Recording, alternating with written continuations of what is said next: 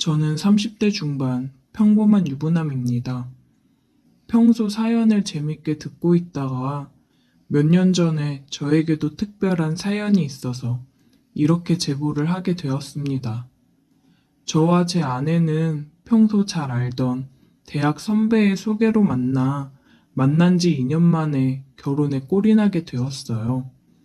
아내와 제가 특히나 잘 맞았던 부분은 둘 다 여행을 좋아하고 활동적인 성격이라 액티비티를 즐겼어요. 아내와는 여름에는 수영과 서핑보드, 겨울에는 스키와 스노우보드를 주로 즐기며 등산이나 조깅 등의 데일리 운동도 늘 함께 했습니다. 그 덕분인지 아내는 탄탄하고 늘씬한 몸매를 가졌어요. 지금도 애가 있다고 하면 다들 놀랄 정도로 몸매가 대단합니다. 본인도 그 사실을 잘 알고 있어서 연애할 때는 곧잘 몸매가 부각되는 옷을 입곤 했는데 그때마다 여자며 남자며 다들 제 아내를 힐끔힐끔 대는 게 눈에 보일 정도였죠. 이런 여자가 내 아내라는 게 너무 자랑스럽기도 했고 행복했습니다. 물론 저도 운동이 취미라 근육이나 체력에는 자신 있었습니다. 육체적인 활동으로 스트레스를 푸는 편이라 저에게는 집에만 가만히 있는 게 고역이었어요. 아내와는 결혼 후에도 늘 함께 운동을 다니다가 직장 선배의 추천으로 산악회를 가입하게 되었어요. 매주 일요일마다 아내와 산악회 활동을 하는 게 일상이 되어버렸었죠. 문제는 아내가 임신을 하면서 시작되었습니다. 처음에는 제게도 드디어 아이가 생겨서 기뻤습니다. 아내가 몰래 혼자서 산부인과를 다녀와 찍은 초음파 사진을 보여주더라고요. 여보, 이제 당신도 아기 아빠 됐어. 울먹이면서 얘기를 하는 아내를 보는데 저도 너무 울컥하면서 눈물이 나더라고요. 와, 여보, 너무 고마워. 와, 우리가 부모라니. 뭐 먹고 싶은 거 없어? 말만 해. 내가 다 사줄게. 정말 저희는 세상을 다 가진 듯한 행복감을 느꼈습니다. 하지만 임신은 정말 쉬운 일이 아니더라고요. 아내는 입덧이 심해서 잘 먹지도 못하고 몸이 힘드니 계속 화를 내고 짜증이 많아졌었습니다. 감정 기복도 심해 웃다가 울다가를 오르락 내리락 하는데 저도 점점 힘들어지더군요. 압니다. 이럴 때일수록 아내 곁에서 아내를 돌봐야 한다는 것을. 그래서 저도 최선을 다했습니다. 근무 시간을 제외한 모든 시간을 아내 곁에 있으려고 노력했어요. 제가 정성을 다해 아내를 돌보자 아내도 고맙고 미안해 했습니다. 저는 당연히 제 일을 하고 있을 뿐이라며 아내를 달랬습니다. 하지만 저도 미칠 것 같더라고요. 평일이고 주말이고 항상 집에서 아내를 돌보자니 활동적인 것을 좋아해 집에 있는 게 고역인 제게는 하루하루가 힘들었습니다. 스트레스를 풀 곳이 없어서 두통이 심해졌어요. 그렇게 타이레놀 먹으며 하루하루를 연명하고 있었습니다. 그런데 어느 주말에 쉬고 있는데 아내가 대뜸 엄마가 해준 밥이 먹고 싶다고 하더라고요. 처갓댁이 그래도 가까운 곳에 있어 바로 아내를 데리고 처갓집으로 갔습니다. 그렇게 입덧이 심해 아무것도 못 먹던 아내가 정말 엄마가 해준 밥이 먹고 싶었는지 너무 잘 먹더라고요. 처가에서도 그런 아내가 안쓰러웠는지 애 낳을 때까지는 그냥 여기서 지내라며 너가 좋아하는 거 많이 해주겠다고 아내를 붙잡았습니다. 고민을 하다가 아내의 입덧이 끝날 때까지는 처가에서 지내기로 했습니다. 아내는 제 식사나 이런 걸 걱정했지만 저는 신경 쓰지 말고 푹 쉬라고 얘기했어요. 저야 회사에서 먹고 시켜 먹어도 되고 저희 집에 가끔 가서 먹어도 되니까요. 여보, 너무 고마워. 내가 입덧하느라 힘들어서 그동안 짜증도 많이 냈는데 다 이해하고 받아줘서 고마워. 입덧 괜찮아지면 내가 맛있는 것도 많이 해줄게. 조금만 고생해줘. 고맙긴 당연히 해야 되는 건데. 당신이 아무것도 못 먹고 힘들어하는데 내가 옆에서 해줄 수 있는 게 없으니까 미안하지. 여기서 지내면서 장모님이 해주시는 맛있는 음식 먹고 괜찮아지면 집으로 와.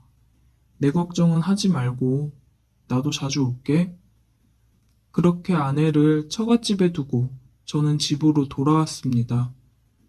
생각해보니 결혼 후 아내가 없이 주말을 보낸 적이 한 번도 없더라고요. 그래서 막상 아내를 처가에 데려다 주고 집에 오는데 좀 허전하긴 하더군요. 그래도 몸도 좀 풀고 바람도 쐴 겸 한강에 자전거를 타러 나갔습니다. 바람을 맞으며 달리는데 정말 행복했어요. 저녁에는 오랜만에 친구를 만나 한잔 했습니다. 오랜만에 맥주를 마시니 그렇게 좋을 수가 없더군요. 다음 날에는 오랜만에 산악회에 나갔어요. 아내가 임신한 후로는 나간 적이 없었거든요. 새로 들어온 멤버가 있었는데 눈에 확 들어왔습니다. 그 여자분은 야외 활동을 한 번도 하지 않은 것처럼 정말 새하얀 피부에 여리여리한 체구를 가지고 있었어요. 산행을 시작하자 다들 하나둘씩 무리를 지어 이동하는데 저와 그 여자분만 일행이 없어 자연스레 산행을 같이 하게 되었습니다. 이런저런 얘기를 나누며 산을 오르는데 그녀는 산악회를 시작한 지 얼마 되지 않았다고 하더라고요. 그래서 그런지 등산 초반부터 힘들어 하길래 옆에서 부축해주며 그녀의 페이스에 맞춰 오르다 보니 저희만 많이 뒤처져 있었습니다. 그녀는 많이 미안해했지만 저는 괜찮다며 꼭 정상 등반을 해야 하는 건 아니니 무리하지 말라며 그녀를 안심시켰습니다. 결국 저희는 중간에서 내려오는 무리를 만나 함께 하산했어요. 그렇게 뒤풀이도 함께 가서 금방 친해지게 되었어요. 다음 주에도 산악회에 나가자 그녀가 반갑다는 듯이 제게 인사를 건네며 제 옆으로 왔습니다. 그렇게 매주 산행을 함께하며 우린 점점 더 가까워졌어요. 그러던 어느 날 그녀에게서 연락이 왔습니다. 산악회 단톡방에서 저를 보고는 저에게만 따로 연락을 했더라고요. 토요일에 시간이 되면 산악 장비를 사고 싶은데 자기는 봐도 잘 모르니 혹시 같이 가줄 수 있냐고 묻더군요. 흔쾌히 수락했습니다. 그렇게 매주 일요일에 만나던 그녀를 토요일에도 만나게 되었어요. 처음에 그녀를 본 순간 사실 깜짝 놀랐습니다. 항상 등산복을 입고 있던 그녀를 보다가 하얀 원피스를 입은 모습을 보는데 그녀의 하얀 피부가 더 부각되어 그렇게 청순 가련할 수가 없었어요. 너무 예쁘더군요. 제가 살짝 벙쪄 있자 뭘 그렇게 서 있냐며 자연스레 제 손을 잡아 이끌더군요. 사실 산행하면서 도와주느냐 항상 손을 잡았지만 이때는 좀 묘했습니다. 데이트를 하는 것 같더라고요. 그렇게 그녀의 손에 이끌려 매장에 들어가 신발이며 스틱, 가방 등등을 샀어요. 꽤 장비가 많아 혼자 들고 가긴 무거워 보여 집까지 데려다 주었습니다. 물건을 같이 들어주다 보니 자연스레 그녀의 집에 들어가게 되었어요. 혼자 사는 집 치고는 꽤 넓더라고요. 그녀는 오늘 고마웠다며 저녁이라도 먹고 가라며 저를 붙잡았습니다. 그렇게 그녀의 집에서 단둘이 치맥을 하게 되었어요. 그녀는 제 옆에 앉아서 계속 웃으며 스킨십을 하는데 저도 아내랑 떨어져 있은 지 오래되어 금방 몸이 달아오르더군요. 그래서 저도 대담하게 그녀에게 다가갔습니다. 거부하지 않더라고요. 자연스레 그녀의 허리를 감싸 안고 키스를 했습니다. 그리고 그녀와 함께 좋은 시간을 보냈어요. 체력이 좋은 줄은 알았지만 이 정도일 줄은 몰랐다며 하지만 그래서 더 좋았다고 하더군요. 저도 오랜만이라 그런지 원래의 저보다 더 대담해졌었거든요. 그 후로는 매주 토요일 밤마다 우리는 만나 뜨거운 시간을 보내고 함께 산악회를 다녀왔습니다. 등반 후에는 저는 가끔 아내를 보러 갔어요. 아내에게 살짝 미안한 마음이 들어 그만큼 아내에게도 헌신했습니다.